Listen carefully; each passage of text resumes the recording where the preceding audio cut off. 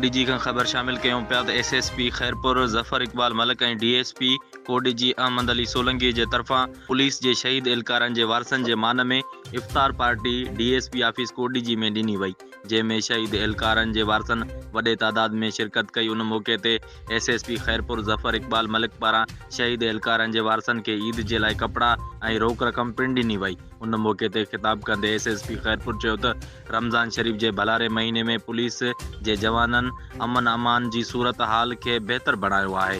Police जा जवान पंहिंजूं ज़िम्मेवारियूं ईमानदारी ऐं अहसन तरीक़े सां मल्हाए रहिया आहिनि। उन चयो त पुलिस जे उन्हनि शहीद एहलकारनि खे सलाम पेश कयूं था जन पंहिंजे फ़र्ज़ निभाईंदे शहादत माणी। असांजो फ़र्ज़ु आहे त शहीद एहलकारनि जे वारसनि खे हमेशह यादि रखूं ऐं संदनि ख़िदमत कयूं। उन चयो त उन सिलसिले में मुख़्तलिफ़ पुलिस स्टेशन्स ते अहिड़ा प्रोग्राम रखिया विया आहिनि।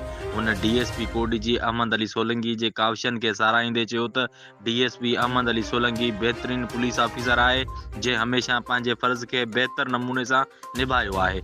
इफ़्तार पार्टी में ज़िले जे DSPs ऐं SHOs समेत पुलिस जे ऑफिसरनि पिणु शिरकत कई।